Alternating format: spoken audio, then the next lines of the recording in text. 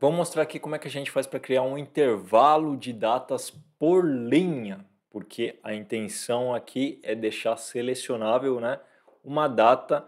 Quando você tem um intervalo de datas aqui, você precisa que essa data funcione, né, sua seleção funcione dentro do intervalo. Então, por exemplo, eu tenho aqui o produto Castor e Unicórnio, e dentro desse intervalo, de 1 do 6 a 11 do 6, se eu selecionar esse intervalo, o Castor ele precisa aparecer e o Unicórnio precisa aparecer nesse intervalo aqui de 5 do 3 a 9 do 3, tá bom?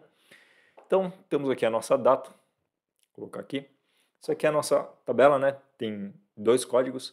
E o que você precisa fazer primeiro? Primeiro eu vou criar aqui uma chave de intervalo, tá? E essa chave de intervalo, ela representa a combinação de início e fim, tá bom?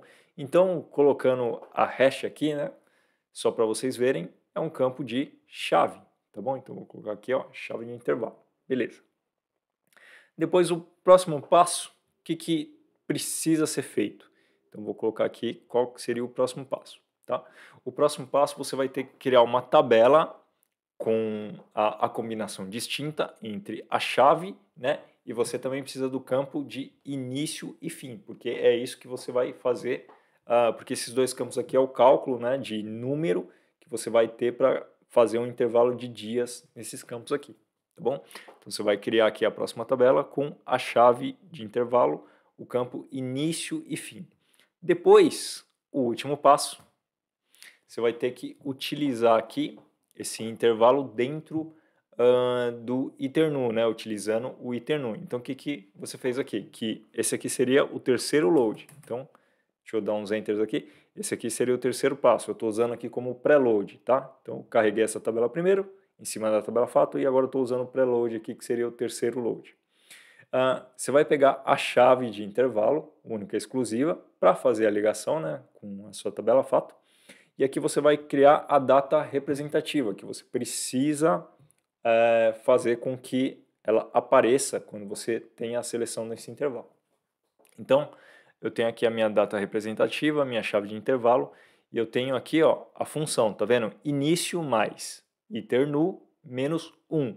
Esse iternu aqui serve para você rodar uma quantidade de linhas dentro de uma mesma linha, né? Quantas vezes você vai rodar o load dentro da mesma linha, quantas vezes você vai carregar a mesma linha.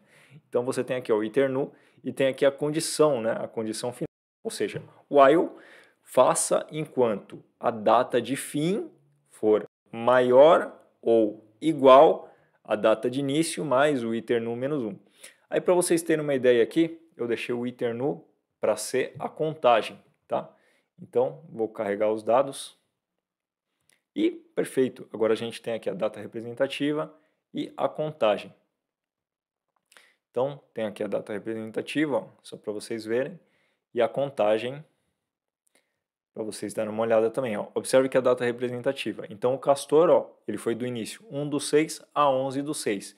Então, eu já tenho esse campo aqui de data representativa para quando o cliente fazer um filtro, sei lá, em 3 do 6, ou 2 do 6, ou 1 do 6, por exemplo, o Castor ele vai aparecer como produto, tá? Se eu selecionar qualquer uma dessas datas. E o mesmo vale para unicórnio, ó, 5 do 3 a 9 do 3, tá vendo? Ó, 5 do 3, 6, 7, 8, 9, tá? Em todas essas datas. E aqui a contagem é a quantidade de vezes que o iternu fica rodando, tá? Então ele rodou essa linha do 1 até o número 11. É exatamente o intervalo aqui, ó, 11 dias. E aqui o unicórnio, mesma coisa, ele rodou do 1 até o número 5.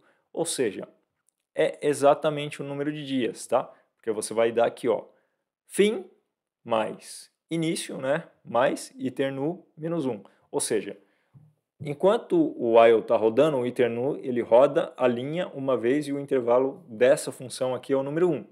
Depois ele vai rodar a linha uma segunda vez, aí o intervalo dela é o número 2. Aí você vai somar aqui, ó, início mais 2 menos 1, ou seja, é um dia depois do início.